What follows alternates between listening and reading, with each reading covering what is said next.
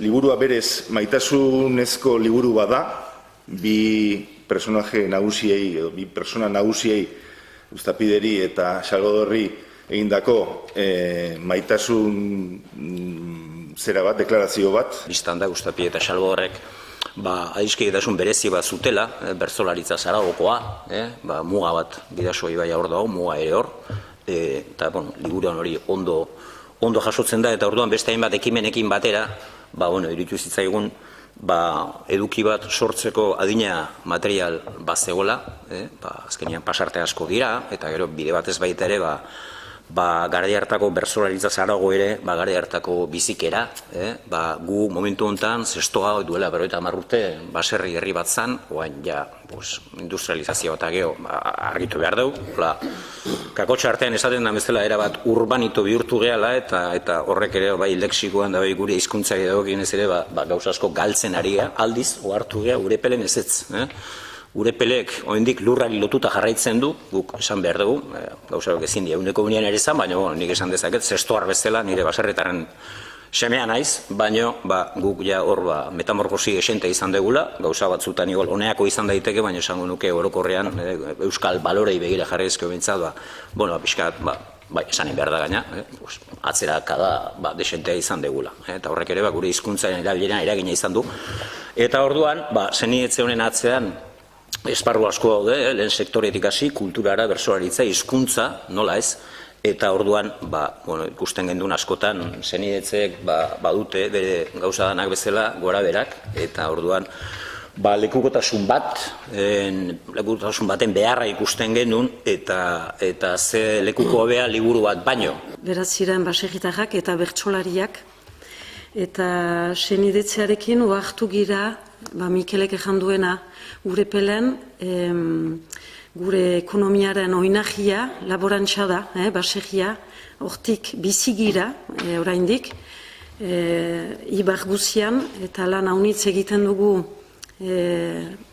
Mikelek ejan duen bezala modernoak izaiteko, ez lehengo baserritarrak ejan nahi baitu orenak eta orenak lanean eta nekezian, tresnatzen ikasi dugu eta gure tresnak eraikitzen, gasnategiak, arategiak eta beharrik. Eta zestoara urbildu girenean, guk gure laborari edo baserritar begiarekin laster ikusi dugu, zestoan bazela ere ezain aspaldi baserri mundu hori. Ikusten dira laborariaren begiak ikusten du fitea, laster ikusten du pentseak eta lajeak eta garbiak dauden, eta hori komentatu dugu gure artean. Eta hortan, uste dut zestoarekin, elgarrekin badugula ikastekoa. Aldiz, zestoarek guri erakutsiko digutena, da bertsolaritzaren mundua, hori aldiz Urepelen ez da atxiki. Gaur egun Euskal Herri guzian Salvador ezaguna da, baina Urepelen bertsolaritza, bagira batzuk bertsozale amojatuak, baina gutxi, eta uste dut liburu honekin, espero dut Urepeldarrak eta Ibarreko jendea unkitzea, bertsolaritza bezalako arte edegik ote den ez dakit, eta hori belaunaldi behiek hori ezagutu behar dutela baitezpadakoa da, eta bertsolaritzari lotzen dugu ere euskara, eta hortan ere gu pixkat nekezian gabiltza belaunaldi behiekin, eskolek lan egiten dute, baditugu andereño bikainak euskara mantentzea entxeatzen direnak, baina etxeetan, sukaldeetan ez da beti euskara hor.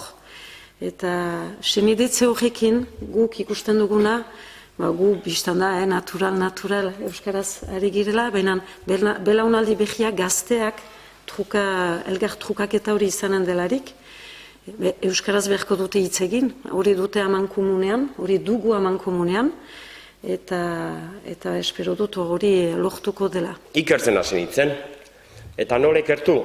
Ignacio Mujikak ondo aipatu bezala, Aita Zabalak auspoan atera zituen 300 liburu pasa hoietan, hasi nintzen, batenak eta bestenak, eta hor aurkitu nuen material interesgarria, Eta era askotakoa.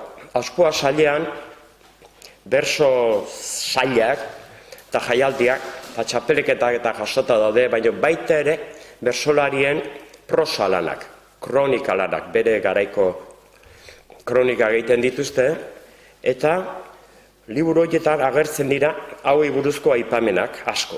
Ustapedirekin hau eta ustapedirekin hura, eta Salvadorrekin egun hartan hau, eta beste egun hartan bestia, eta hemen hau gertatu zen, eta hemen bestia. Eta horrela ikusi nuen hor material izugarria zegoela, arrobi bat zegoela, nire eskura, eta horren ni saiatu naiz, horri guztiari ari bat jartzen, narrazio bat, kontaketa bat egiten, bi persona hauen amistadea zer izan zen. Oso bersolari ezberdinak ziren, oso ezberdinak, Ustapide diesela zen, eta pixka berotzen zenean, eta afaritan da zorruta egiten zutenean, buldozer bat bihurtzen zen, gelditu ezinik bersotan egite zuen, gizon bat oso seguru, oso erregularra, eta Salvador bere abizena gairek dio bezala, Salvador gehiago zen aireko, nik liburuan esaten dut, Ustapide lurreko bersolaria zen. Mai ingurukoa, bere lagun artekoa, tradizioa oso ondo ezagutzen zuen, berso paperetatik jasoa zeukoana, euskaraz hitz egiteko moldea, gauzak esateko moduak oso ondo menperatzen zituen, eta Ustapide zen, errealitateari bete-betean kantatu zion gizon bat, eta honena izan zen. Garai hartan, errealitate hartan behartzen bersolaririk honena izan zen, Ustapide dudarik gabe. Eta Salvador gehiago zen, airekoa Salvador abstraktoagoa zen bere bersoak egiteko moduan, filosofoa zen, poeta zen, kantatzeko era ere Ustapide jendeari begiratzen zion. Zuzenean begitara, Salvadorrek begiak itxita kantatzen zuen askotan, argazki asko daude. Eta Salvador dago begiak itxita bersoak kantatzen.